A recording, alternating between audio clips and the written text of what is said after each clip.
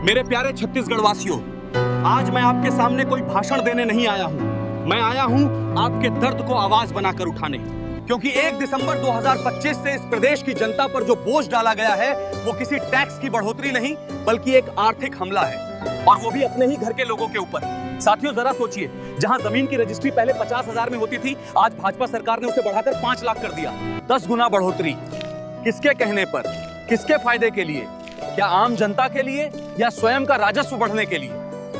क्योंकि उन्हें जनता की नहीं, राजस्व की चिंता है। आज छत्तीसगढ़ की सड़कों पर, गलियों में, बाजारों में एक ही आवाज है, ये फैसला जन विरोधी है, लेकिन सरकार को सुनाई नहीं देता है। यहाँ मेरे साथ खड़े हैं गांव के एक बुजुर्ग किसान बा। उम्र भर खेत में पसीना बहाया, तन पर सिर्फ ये पुरानी धोती और कंधों पर जिम्मेदारियों का बोझ। भाइयों और बहनों, ये वही राज्य है जहाँ एक मजदूर अपनी मेहनत से एक छोटा सा प्लॉट लेकर अपना घर बनाने का सपना देखता है। ये वही धरती है जहाँ एक किसान अपने बेटे के भविष्य के लिए 5 डिसमिल जमीन खरीदने की उम्मीद पालता है। लेकिन अब इन मेहनतकश सपनों पर ताला जड़ दिया गया है।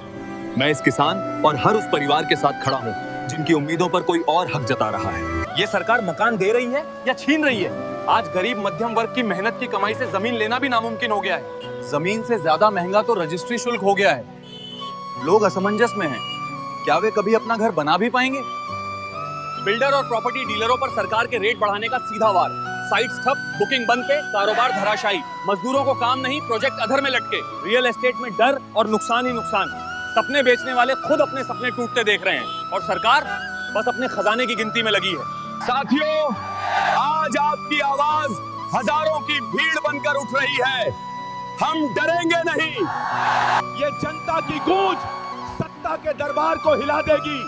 अगर बढ़ा हुआ गाइडलाइन रेट वापस न लिया गया तो फिर लड़ाई सड़क पे भी और सदन में भी। सवाल सिर्फ एक, घर सस्ता या सरकार की जेब भारी। छत्तीसगढ़ की जनता झुकेगी नहीं, जीतेगी। ये लड़ाई किसी एक पार्टी की नहीं, हर उस परिवार की है जिसका सपना है अपना घर हो, अपनी जमीन हो, अपनी पहचान हो। और जब जनता उठती है तब बड़े बड़े सत्ता के सिंहासन कांप जाते हैं। आज हम दृढ़ निश्चय लेते हैं, हम जनता के हक के लिए लड़ेंगे, लड़ते रहेंगे और जीत कर ही रहेंगे।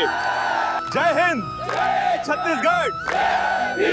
आपका साथी नितेश वर्मा, छत्तीसगढ़िया। जय जोहार।